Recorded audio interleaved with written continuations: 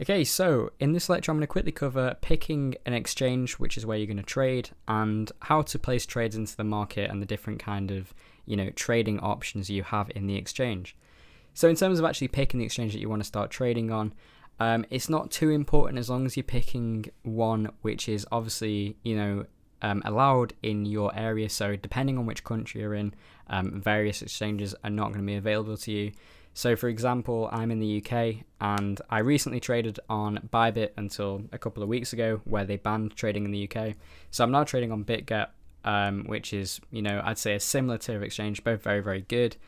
I'd say Binance is probably the best, but is restricted in most places in Europe and the UK. And I think in America, it is tricky to get on the futures there. So I personally recommend BitGet. I have been trading on them since I stopped trading on Bybit, and it has been absolutely flawless. Fee structure is still great, and I think most of you would have accessed this course through my Discord, so you've already signed up with the link. But if you haven't, signing up with the link will get you a discount on your trading fees, which if you are planning on trading actively will, add up massively over the long run and save you quite a bit, because the trading fees do, they don't seem like that much when you look at them nominally, but over time, if you are, entering and exiting trades frequently, you will end up paying quite a bit of money in fees. So yeah, BitGet, fantastic exchange, has great liquidity. Definitely recommend it. It's where I'm doing most of my trading on both the challenge account I'm currently running, which is $100 to $10,000, and my main account is now on BitGet as well, and I've had absolutely no problems. Definitely recommend it. And in terms of getting your trades into the market, I'm going to be covering this little box that you can see here. Before I actually get into this, in terms of getting money into your trading account, it's going to vary depending on which country you're in, which currency you're using. They have several different ways of getting money from your bank account into the exchange. Some of them can take a couple of days to process, and then when you have got the money into the exchange, you will find the money in the spot account. Okay, so if you go to your assets page, the cash that you've just recently deposited into the exchange will be found in the spot account. All you're going to have to do is convert the cash, which will be in your native currency. So let's say you put euros into the exchange, you'll have euros in your spot account. All you're going to do at that point is transfer the euros over to USDT. So you just trade it, you buy USDT with the euros, and USDT is a stable coin of the US dollar. It's what you're going to be trading your futures with. As you can see here, it says USDTM futures. So that is what you're going to be trading on futures. So when you have the USDT in your spot account, all you're going to do then is transfer that USDT from the spot account to the futures account. It's all very easy and straightforward. It explains it in the assets page.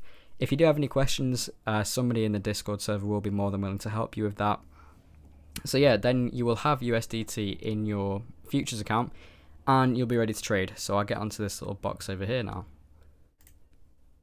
So this little box is where you will be inputting your trades. It's the most important bit on the exchange. Over here you have your standard chart, which I wouldn't recommend using really. TradingView does have a better chart with more tools to use. And you have an order book, which again, especially when you're starting out trading, isn't that relevant. You can also see trades going into the market, and you can filter this by size of the trades, I believe. So again, not super important. I wouldn't pay this too much attention at the moment. And again, the chart, you don't really need it. This is what we're going to be focusing on. So what you have here is two main ways to input your trades into the market. So let's say, and this will make more sense as we go into the rest of the course, but let's say I want to take a long position down here. Okay, so in this area where I've seen price has gone up several times, so we obviously have a bit of support level here. So let's say I want to take a long position here. What I'll be doing in the rest of the course is I will just be grabbing a tool, a long position tool, and I'll be placing it, and I might be shifting this red box up here and then this one going up here. What this represents is this level is where the order is going to go through. This is where your stop loss is, which is where the trade will immediately be cancelled if price goes lower than this, because I don't want to risk too much. And this is where the trade will automatically get cancelled for profit, because this is where I want the trade to finish. Okay, so that's what I'll be doing for the rest of the course. But what that actually refers to is I will be taking either a limit order or a market order. So a limit order, I would click on limit, and then you input the price where you want your order to go through. Okay, so let's say 28,200 is where I want to buy Bitcoin, okay, to bet on it going up.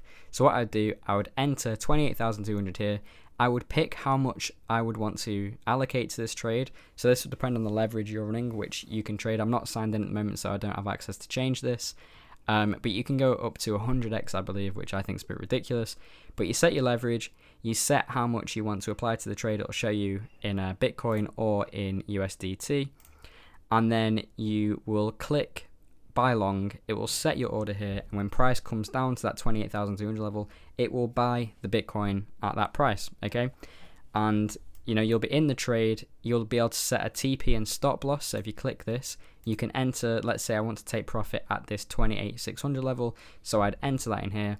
So let's say the stop loss, I don't want it coming lower than the 28,000 level. Okay. So I'd put that down there.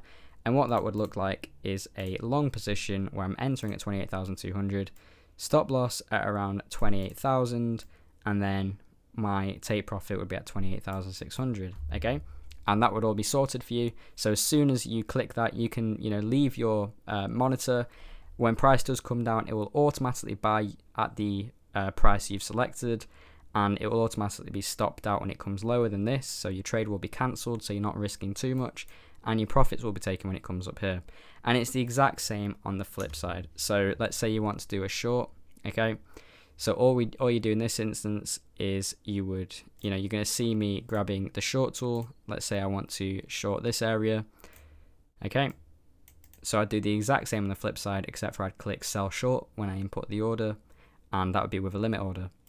So let's say I want to instantly get in the market because I've seen something happen that I like and I want to get involved right away. I don't want to wait for price to come back down to a level.